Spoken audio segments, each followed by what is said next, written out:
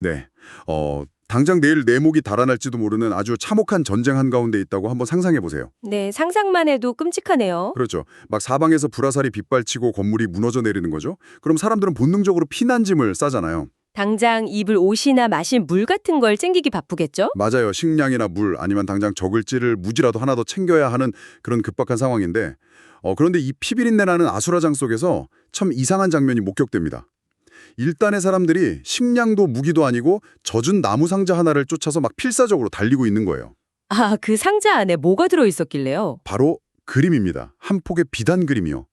도대체 예술의 어떤 힘이 사람의 그 생존 본능마저 억누르고 목숨을 걸게 만드는 걸까요? 정말 흥미로운 질문이네요. 전쟁통의 그림이라뇨. 네, 그래서 오늘 저희의 심층 탐구 시간에는 두 가지 자료를 꼼꼼히 살펴보려고 합니다. 하나는 조선 최고의 명작이죠. 안견의 몽유도원도 실제 그림 자료고요. 다른 하나는 사라진 꿈, 몽유도원도라는 제목의 아주 생생한 역사적 기록물입니다. 네, 임진왜란의 참혹한 지옥 속에서 이 그림을 지켜낸 여성 의병 가람의 이야기를 다룬 기록이죠. 맞습니다. 오늘은 그냥 명작을 지켜냈다는 단순한 미담을 넘어서 극한의 상황에서 예술과 국가 그리고 개인의 생존 의지가 도대체 어떻게 맞물려 돌아가는지 그 진짜 의미를 한번 파헤쳐 보겠습니다. 여기서 우리가 가장 먼저 짚고 넘어가야 할 흥미로운 점은요. 이 두 자료가 보여주는 그 극단적인 충돌입니다. 충돌이요? 어떤 부분에서요? 시각 자료를 먼저 보시면 이 황색 비단 위에 그려진 몽유도원도는 철저하게 계산된 완벽한 평화, 그러니까 이상향을 시각화하고 있거든요. 그런데 텍스트에 묘사된 현실은 불타는 한양, 무너진 성곽, 완전히 지옥 그 자체잖아요. 아, 맞네요. 완벽한 평화와 완벽한 지옥의 대비. 시각 자료를 좀 더 자세히 들여다보면 그 대비가 진짜 소름 끼치게 다가오더라고요. 네, 그림의 구조 자체가 아주 독특하죠. 그게 보통 동양화는 오른쪽에서 왼쪽으로 전개되는 게 일반적이잖아요? 근데 이 그림은 시선이 왼쪽에서 오른쪽으로 이동하도록 설계가 되어 있어요. 맞습니다. 왼편에 안평대군이 쓴 아주 묵직한 서체가 기둥처럼 서 있죠. 네, 그 글씨를 시작으로 막 뾰족하고 기괴한 바위산들이 안개에 반쯤 가려진 채로 겹겹이 이어지거든요. 뭔가 시각적으로 되게 숨이 막히고 험난한 여정이란 느낌을 팍 줘요. 험난한 현실의 여정을 표현한 부분이죠. 그러다가 그 아슬아슬한 계곡을 딱 지나서 오른쪽 끝에 도달하는 순간 확 트이면서 붉은 복숭아꽃이 만발한 너무 평화로운 도원이 펼쳐집니다.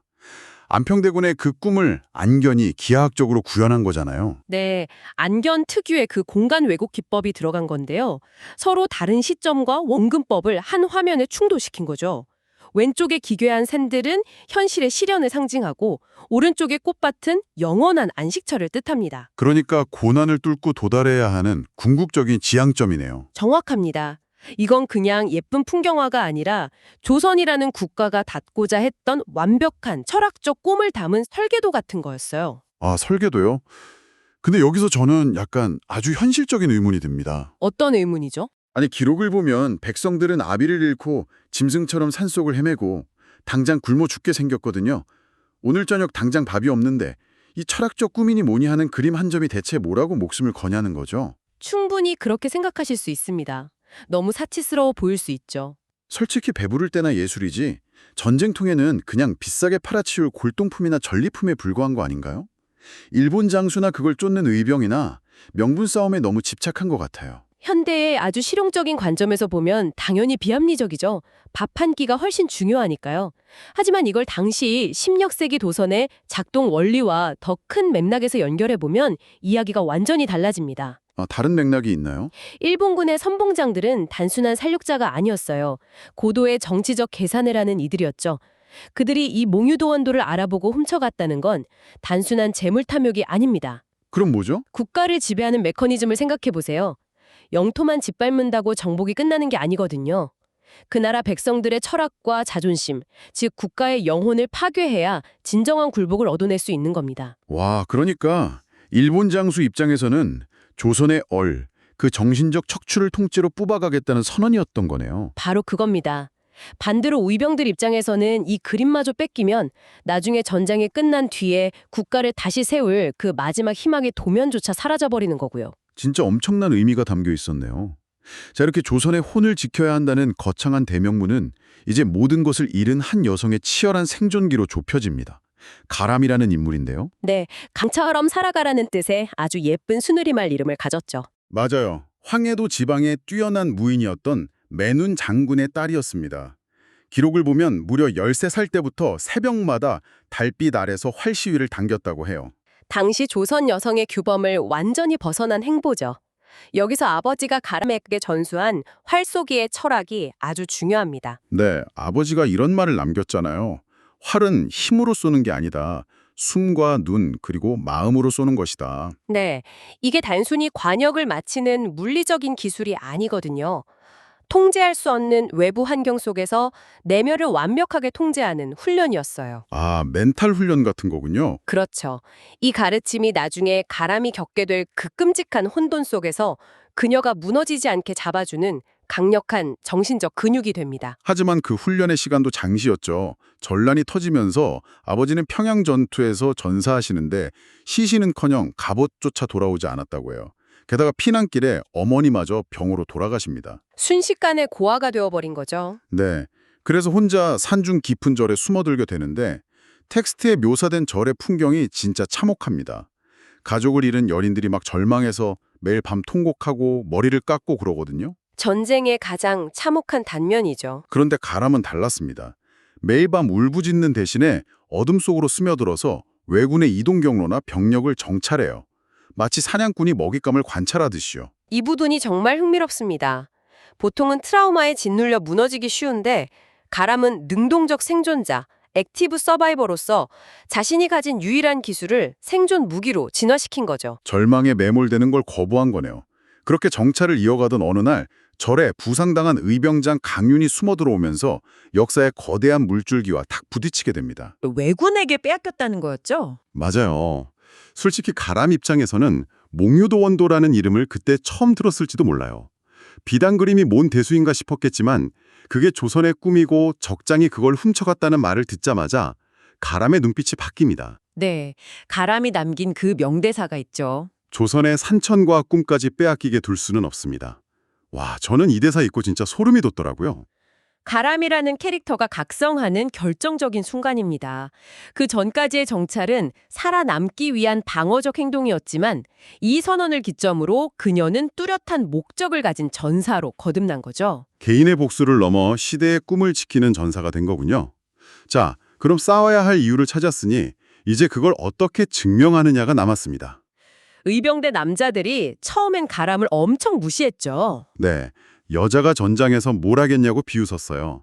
근데 진짜 통쾌해지는 부분은 바로 여기입니다. 가람이 단 며칠 만에 어둠 속에서 선두 왜군의 목을 정확히 날려버리고 횃불 든 병사의 눈을 탁 적중시킵니다. 편견을 실력으로 산산조각 내버린 거네요. 맞아요. 남자들의 비웃음이 순식간에 공포로 바뀌었죠. 결국 적이나 아군이나 그녀를 상기신 활잡이, 전쟁이 만든 호랑이라고 부르게 됩니다. 그런 압도적인 활약을 바탕으로 마침내 의병대는 고바야카와의 수송대를 쫓아 매복에 성공합니다. 그 수송대 안에 몽유도원도가 든 나무 상자가 있었죠. 근데 문제는 적의 숫자가 너무 많았다는 거예요. 여기서 가람이 불가능에 가까운 작전을 펼치는데 비가 내리는 한밤중에 홀로 적진 반대편 산등성이로 올라갑니다. 아, 이 부분에서 전술적으로 정말 기가 막힌 상황이 벌어지죠. 근데 저 여기서 잠깐 기록을 살짝 의심했습니다. 아니, 비 오는 밤에 활을 쐈다고요? 가람이 쓰던 물소불활, 그러니까 흑각궁은 비에 엄청 취약하지 않나요? 맞습니다. 아주 예리한 지적이신데요. 물리적인 메커니즘을 따져보면 무모한 짓이 맞습니다. 그 활이 습기 먹으면 완전 고철덩어리 된다고 들었거든요. 그냥 영웅담을 과장한 거 아닐까요? 그렇게 생각하실 수도 있는데 흑각궁의 탄성력 핵심이 미너브레풀이라는 천연 접착제예요. 이게 건조할 때는 엄청난 위력을 내지만 습기를 먹으면 정말 문자 그대로 엿가락처럼 녹아내리거든요. 와, 엿가락이요? 그럼 당기도가 끊어지는 거 아니에요? 그렇죠. 비 오는 밤에 시위를 당기면 활대가 뒤틀리거나 반토막이 날 위험이 큽니다. 사실상 자살행위죠. 근데 가람은 어떻게 쏜 거죠? 여기서 아버지가 남긴 가르침이 빛을 발합니다. 숨과 눈, 마음으로 쏜다. 가람은 화리비에 젖어 미세하게 뒤틀리는 그 장력의 변화까지 손끝으로 느끼면서 계산한 거예요. 활이 부러지기 직전에 그 임계점까지만 딱 당겼다는 거군요. 맞습니다. 장비의 한계를 인간의 통제력으로 초월해버린 아주 찰나의 기적인 거죠. 와, 접착제가 녹아내리는 그 끈적임까지 통제하면서 겨눴다니 진짜 소름이 돋네요. 그렇게 엎드려서 세 발의 화살을 날립니다. 첫 번째로 지휘관의 목을 뚫고, 두 번째로 북치는 병사의 가슴을 쏘고, 세 번째로 화약 상자를 명중시켜 폭파시킵니다. 이 세 발의 순서가 정말 완벽한 전술적 인과관계입니다. 눈에 띄는 대로 쏜 게 아니군요. 만약 화약을 먼저 터뜨렸다면 지휘관이 숨어버렸겠죠. 북을 먼저 쐈다면 지휘관이 육성으로 명령을 내렸을 거고요. 아, 그래서 지휘관부터 처리한 거구나. 네, 지휘관을 죽인 건 부대의 뇌를 파괴한 거고요. 북치는 병사를 죽인 건 유일한 통신망, 즉 중추신명망을 끊어버린 겁니다. 뇌를 날리고 신경망을 끊어버리니까 그 거대한 왜군 부대가 순식간에 눈과 귀가 먼 고깃덩어리로 전락해버린 거네요. 정확합니다. 그리고 부대가 극도의 혼란에 빠진 그 타이밍에 화약을 터뜨려서 매복해 있던 아군에게 완벽한 공격 신호를 보낸 거죠. 폭음이 울리자마자 어둠 속에 숨어있던 백성들이 일제히 쏟아져 내려옵니다.